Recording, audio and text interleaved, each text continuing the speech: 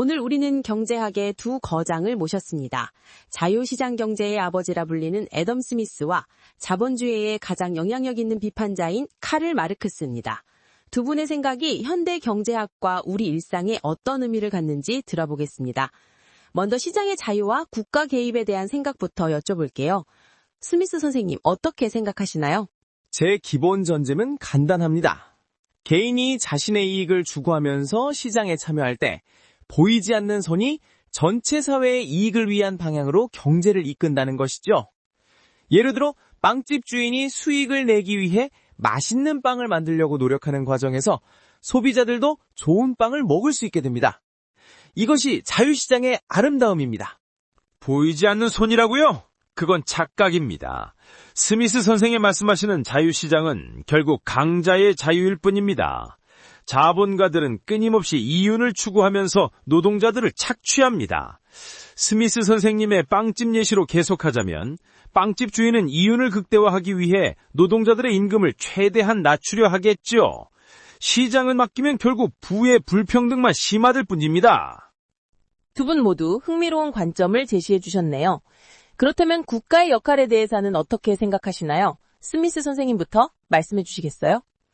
많은 사람들이 제가 국가의 개입을 완전히 반대한다고 오해하는데 그렇지 않습니다. 국가는 국방, 사법제도, 공공서비스와 같은 기본적인 인프라를 제공해야 합니다. 또한 독점과 같은 시장 왜곡을 방지해야 하죠. 하지만 경제의 활동에 대한 지나친 간섭은 자연스러운 시장의 효율성을 저해합니다. 사람들을 신뢰하고 그들이 자신의 이익을 추구하도록 두는 것이 최선입니다. 그런 최소한의 국가 역할로는 부족합니다. 자본가들의 권력이 너무 강해졌기 때문에 노동자들을 보호하기 위한 적극적인 국가 개입이 필요합니다. 궁극적으로는 생산수단을 공동 소유하는 체제로 전환해야 합니다. 오늘날의 대기업들이 어떻게 정치적 영향력을 행사하는지 보세요. 노동자들의 권리는 끊임없이 침해되고 있습니다. 현대사회에서 두 분의 이론은 어떻게 적용될 수 있을까요? 예를 들면 최저임금이나 복지정책에 대해서는 어떤 입장이신가요? 최저임금은 시장의 자연스러운 임금 결정 메커니즘을 방해할 수 있습니다. 의도는 좋지만 결과적으로 일자리가 줄어들거나 소비적 가격이 상승할 수 있어요. 복지정책도 마찬가지입니다. 너무 관대하면 근로의욕을 떨어뜨릴 수 있습니다. 그렇지만 저는 도덕감정론에서도 언급했듯이 사회의 약자들을 완전히 방치하는 것에도 반대합니다. 균형이 중요합니다. 최저임금은 노동자 착취를 막기 위한 최소한의 장치입니다. 스미스 선생님, 그런 식으로 생각하시면 결국 자본가들만 배불리는 결과를 낳을 뿐입니다. 복지정책은 기본적인 권리입니다. 근로이욕을 운운하시는데 그것은 자본가들이 만들어낸 신화에 불과합니다. 노동자들은 이미 충분히 열심히 일하고 있습니다. 문제는 그들이 창출한 가치가 정당하게 분배되지 않는다는 것이지요.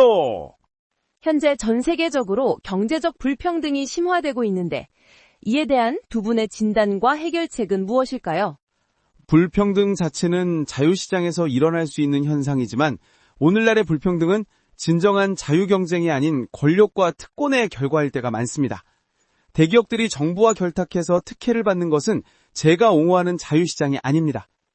해결책은 더 많은 경쟁을 촉진하고 독점과 불공정 관행을 규제하며 교육과 기회의 평등을 보장하는 것입니다. 불평등은 자본주의의 필연적인 결과입니다. 이것은 제도적인 문제이지 단순히 몇 가지 정책을 조정한다고 해결될 문제가 아닙니다. 자본은 끊임없이 집중되고 노동자들은 점점 더 빈곤해질 수밖에 없습니다. 근본적인 해결책은 생산수단의 사회 소유와 민주적 경제계획입니다. 노동자들이 자신들이 창출한 가치를 정당하게 나눠 가질 수 있는 시스템이 필요합니다. 디지털 경제와 자동화가 가속화되는 현대에서 두 분의 이론은 어떻게 적용될 수 있을까요? 기술 발전은 새로운 시장과 기회를 창출합니다. 역사적으로 볼 때 기술 혁신은 일시적으로 일부 일자리를 대체했지만 장기적으로는 더 많은 일자리와 더 나은 삶의 질을 제공했습니다. 디지털 경제에서도 자유로운 혁신과 기업가 정심이 중요합니다. 물론 빠른 변화 속에서 뒤처지는 사람들을 위한 재교육과 지원은 필요하겠죠. 자동화는 양날의 검입니다. 노동자들의 노동 조건을 개선할 포텐셜이 있지만 자본주의 시스템에서는 그 혜택이 소수에게만 돌아갑니다. 로봇이 사람들의 일자리를 대체하면 그 포텐셜 향상의 이득이 누구에게 돌아갑니까? 자본가들에게죠.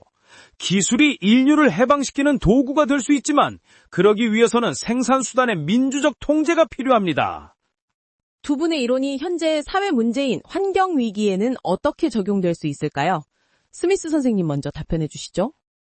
환경 문제는 제 시대에는 크게 고려되지 않았던 문제지만 제 이론의 맥락에서 보자면 외부 효과의 한 예라고 할 수 있습니다. 오염이나 자원 고갈과 같은 외부 효과는 시장이 자체적으로 해결하기 어려운 문제이므로 이 영역에서는 일정한 규제나 인센티브 구조가 필요할 수 있을 것입니다. 탄소세 같은 정책은 시장 메커니즘을 활용하여 환경 문제를 해결하는 좋은 예라고 생각합니다. 환경 위기는 자본주의가 얼마나 파괴적인지 보여주는 또 다른 증거입니다. 끊임없는 이윤 추구와 성장 압력이 자연자원을 무분별하게 착취하도록 만들었습니다. 자본주의 체제 하에서는 환경보다 이윤이 항상 우선시됩니다. 진정한 환경 지속 가능성은 장기적인 사회적 필요에 따라 경제를 계획하는 시스템에서만 가능합니다. 개인의 경제적 자유와 사회 전체의 이익 사이의 균형은 어떻게 찾을 수 있을까요? 스미스 선생님 먼저 답변해 주시죠. 이것이 핵심 질문이네요. 제가 강조하고 싶은 것은 개인의 경제적 자유와 사회 전체의 이익이 대립하는 것이 아니라는 것입니다.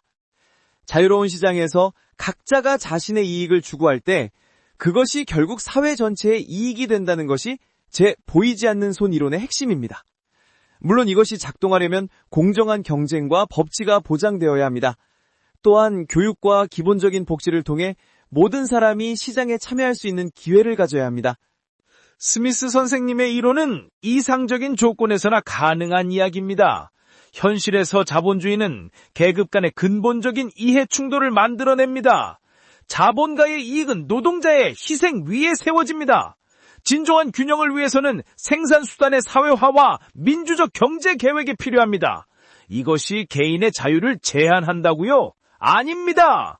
오히려 모든 사람이 진정한 자유를 누릴 수 있는 조건을 만듭니다. 경제적 내필요에 억압받지 않는 자유 말입니다. 마지막으로 두 분의 이론이 오늘날 어떻게 조화를 이룰 수 있을지 또는 어떤 부분을 현대사회에서 더 발전시켜야 할지 의견을 들려주세요. 제 이론과 마르크스의 이론은 종종 대립하는 것처럼 보이지만 사실 우리 모두 인간의 번영과 발전을 추구한다는 점에서 공통점이 있습니다. 현대사회에서는 시장의 효율성과 창의성을 살리면서도 불평등과 소외를 방지하는 균형이 필요할 것입니다. 북유럽 국가들의 모델처럼 활발한 시장 경제와 함께 강력한 사회 안전망을 구축하는 것이 하나의 방향이 될 수 있을 것입니다. 무엇보다 중요한 것은 교육과 기회의 평등을 통해 모든 사람이 경제 발전의 과실을 함께 나눌 수 있도록 하는 것입니다. 저는 여전히 자본주의의 모순이 결국 더 정의로운 체제로의 변화를 불러올 것이라고 생각하지만 당장의 현실적인 개선책도 중요하다고 봅니다. 오늘날 필요한 것은 노동자들의 권리 강화, 부의 재분배와 민주주의의 경제적 영역으로의 확장입니다. 노동자 소유기업, 협동조합, 공동체 기반 경제 모델을 더 많이 발전시켜야 합니다. 또한 기후변화와 같은 전 지구적 그리스는 국제적인 협력과 조정된 계획을 요구합니다. 이것은 시장만으로는 해결할 수 없는 문제입니다. 오늘 두 위대한 경제학자와 함께 시장의 자유와 사회적 책임, 개인과 공동체의 관계에 대해 깊이 있는 대화를 나눴습니다. 두 분의 이론은 250년이 넘는 시간이 지났음에도 여전히 현대사회의 중요한 문제들을 이해하는 데 큰 도움을 줍니다. 경제체제에 대한 이해는 결국 우리가 어떤 사회에서 살고 싶은가에 대한 질문과 연결됩니다. 두 분께 감사드립니다.